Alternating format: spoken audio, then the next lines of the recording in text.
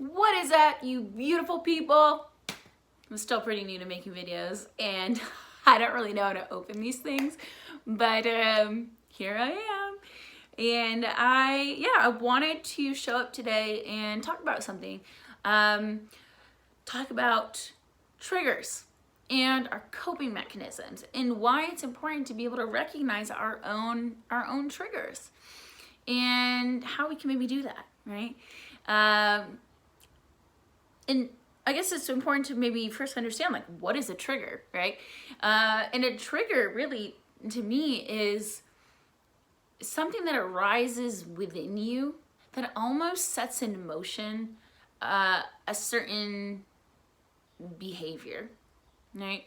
It could be something that's happening externally that causes you to feel a certain way, whether you realize it or not.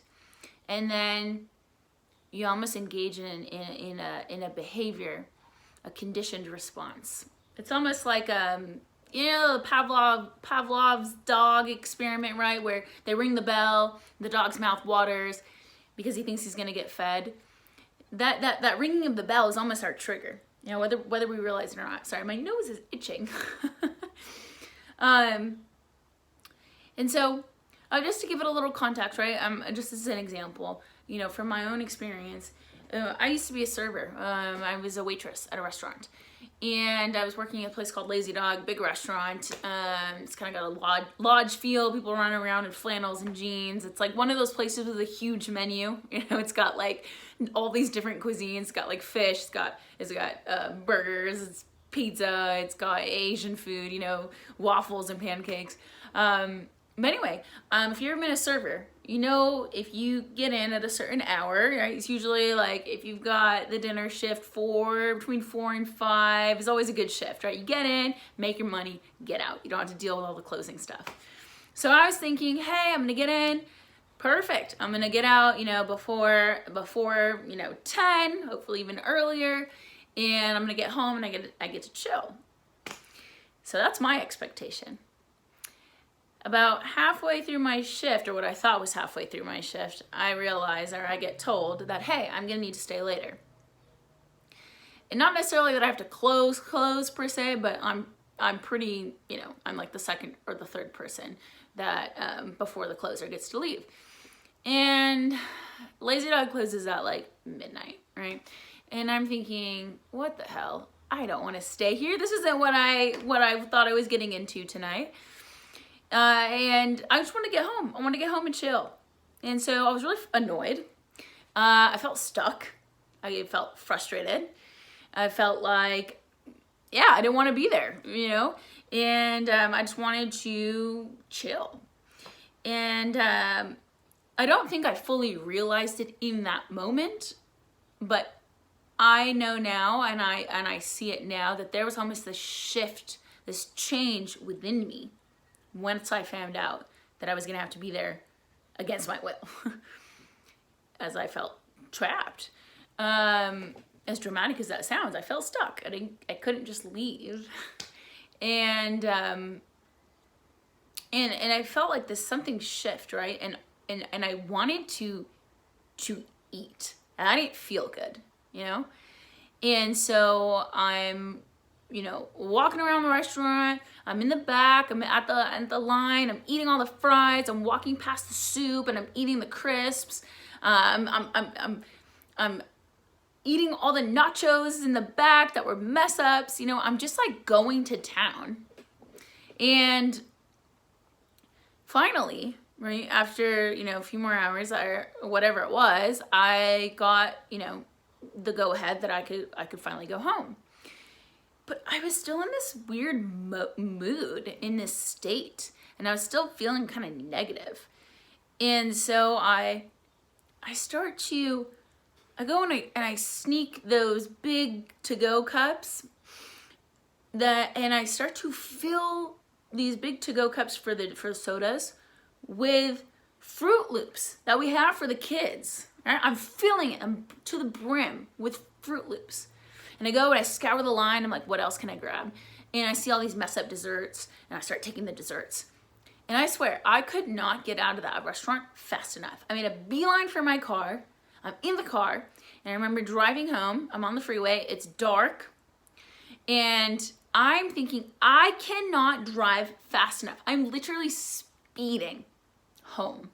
And I get home, I park the car, thank God I didn't hurt someone on my way home, and I run up my stairs, and I barely even have time to kick my shoes off before I'm sitting at the table in front of my TV, and I start going to town on all the food. And it's weird combinations of food, right? It's Fruit Loops, it's dessert. I finish that, I go into my kitchen, I start eating the Triscuits with peanut butter. You know, it's just all these weird combinations of food. And once I'm finally done, I probably finished all the food in the kitchen, there's nothing else to eat, I feel sick, right? I feel bloated, I feel gross. And I go into my bathroom and I want to wash my face, and I'm looking at myself. And I start to realize, you know, this isn't the first time this has happened. This has happened quite a few times, you know? And I start to, and not exactly in that moment, but I start to see that this is something that's happening. And I start to recognize how I'm using food as a way to feel better.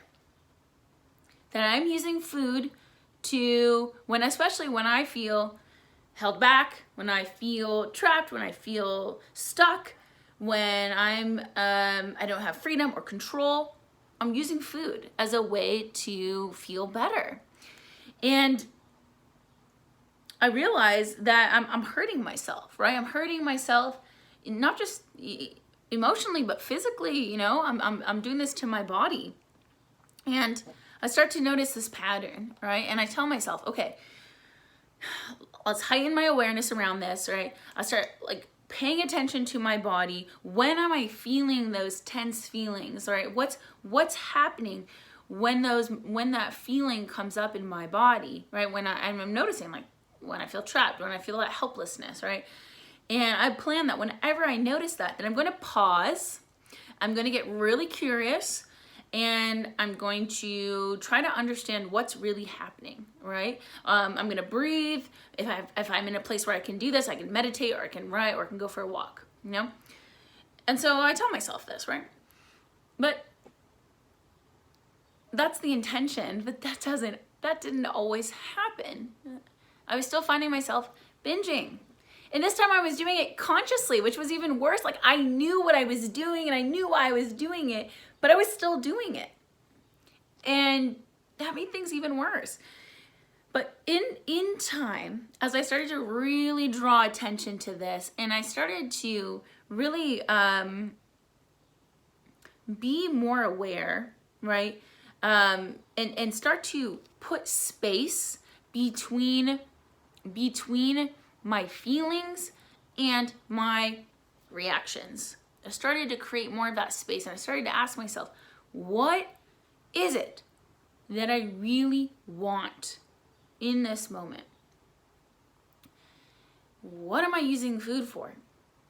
What am I not getting within myself that I'm needing to fill with some sort of external substance, for lack of a better word, right? And so in time, I started to really bring more compassion, started to bring a lot more kindness to myself.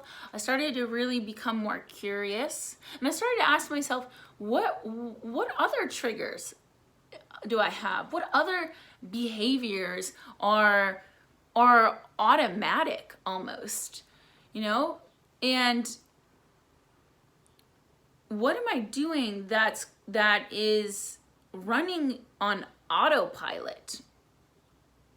And a lot of times these are like things they're bad habits, right? Could be reaching for a drink, could be reaching for weed, could be reaching for food. It could be just like late night Netflix binging, you know. It's what are those habits? What are those behaviors that we don't necessarily want to indulge, but we do anyways, because it's almost like something takes over and we are running on autopilot.